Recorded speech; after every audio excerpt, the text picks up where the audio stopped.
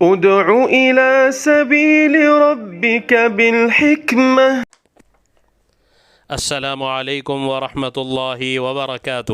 الحمد للہ وحدہ والصلاة والسلام علی من لا نبی بعدہ، اما بعد. معزز سامعین کرام، سلسلہ وار مضمون ترمذی شریف کی حدیث مبارکہ سے مذکور ان گناہوں کا تذکرہ جن گناہوں کو علامات قیامت کے ظہور کا سبب بتایا گیا ہے، آپ کی خدمت میں تفصیل سے عرض کیا جا رہا ہے. ان 15 گناہوں میں 14واں گناہ وشربت الخمور فرمایا گیا، یعنی جب شراب پینا عام ہو جائے گا.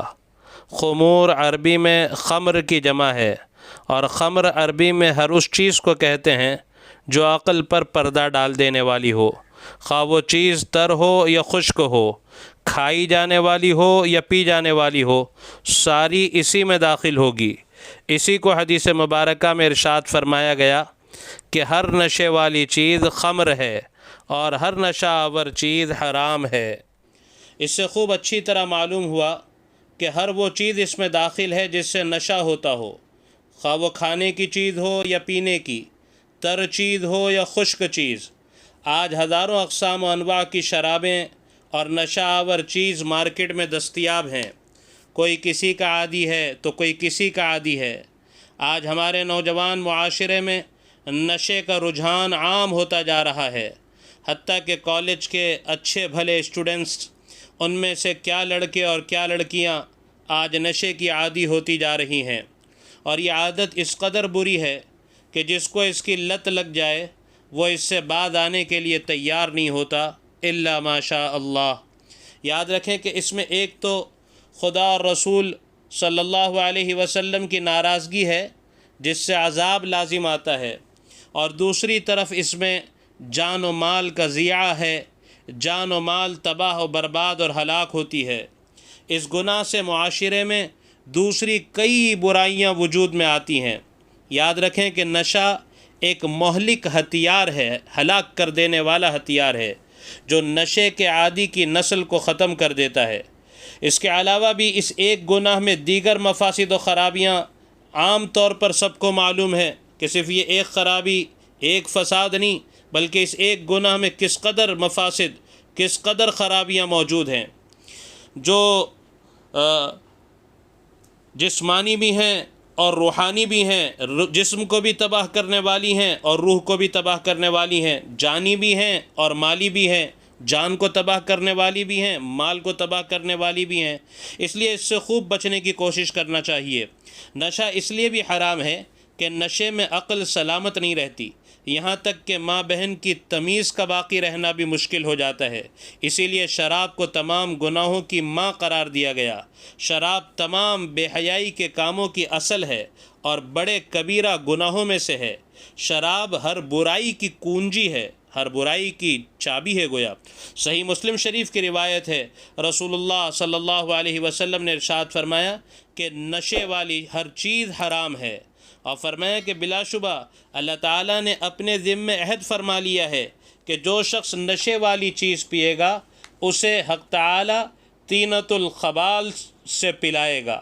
صحابہ کرام رضی اللہ تعالیٰ عنہم نے عرض کیا، یا رسول اللہ یہ طینۃ الخبال کیا ہے؟ آپ علیہ السلام نے ارشاد فرمایا کہ وہ دوزخیوں کا پسینہ اور دوزخیوں کے زخموں سے بہنے والا لہو اور پیپ ہے. نیز اللہ تعالیٰ نے شراب پر اور اس کے پینے والے پر اور اس کے پلانے والے پر اور اس کے بیچنے والے پر اور اس کے خریدنے والے پر اور اس کے بنانے والے پر اور اس کے بنوانے والے پر اور جو شراب کسی کے پاس لے کر جائے، سرو کرے اس پر، اور جس کے پاس لے جایا جائے اس پر بھی لعنت فرمائی ہے. یاد رکھیں ہر نشے والی چیز حرام ہے، چاہے وہ تھوڑا نشہ ہو یا زیادہ. نیز ارشاد نبوی صلی اللہ علیہ وسلم ہے کہ جو شخص ایک بار شراب پیے اللہ تعالیٰ 40 دن تک اس کی نماز کو قبول نہیں فرماتا. ہاں اگر وہ توبہ کر لے تو اس کی توبہ قبول کر لی جائے گی. نیز شیطان شراب پینے والے کا گہرا دوست بن جاتا ہے. نیز ایک اہم بات بھی عرض کرتا چلوں کہ مشکات شریف کی روایت ہے کہ جو شخص اللہ پر اور آخرت کے دن پر ایمان رکھتا ہو وہ ہرگز ایسے دستر پر نہ بیٹھے جہاں شراب کا دور چل رہا ہو. اب اللہ کرے میرا اشارہ کچھ آپ کی سمجھ میں آ گیا ہو، آئیں کھل کر ہی عرض کرتا چلوں کہ آج کل ہم 5 اسٹارز ہوٹل اور ان ہوٹل میں بھی دھڑلے سے چلے جاتے ہیں جہاں شراب سرو کی جاتی ہے، یا کسی ایسے دوست کی دعوت میں بھی چلے گئے جہاں شراب پلائی جا رہی ہو، ہم یہ کہہ دیتے ہیں کہ میں نہیں پی رہا ہوں، میں تو صرف دعوت میں شریک ہوں۔ یاد رکھیں ہمیں اس سے بھی روکا گیا ہے، ایسی دعوتوں میں شریک ہونا بھی خطرے سے خالی نہیں۔ بخاری شریف کی روایت ہے کہ شرابی مومن ہونے کی حالت میں شراب نہیں پیتا۔ محدثین فرماتے ہیں کہ اس حدیث مبارکہ کا مطلب یہ ہے کہ یہ گناہ ایمان کے تقاضوں کے خلاف ہے۔ آج شراب کا نام بدل کر اسے حلال کہنے کی کوششیں بھی عام ہیں۔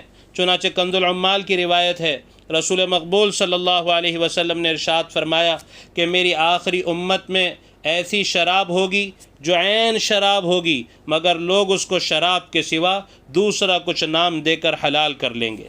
نشہ ایسی چیز ہے کہ شروع میں پتہ نہیں چلتا، نشہ کرنے والا سمجھتا ہے کہ میں کوئی سپرمین بن گیا ہوں، ہواؤں میں اڑ رہا ہوں، طاقت آ گئی ہے، لیکن بعد میں آہستہ آہستہ اس کا اثر ہوتا ہے۔ نشے کے چند نقصانات ذکر کر کر اپنی بات کو سمیٹ لوں۔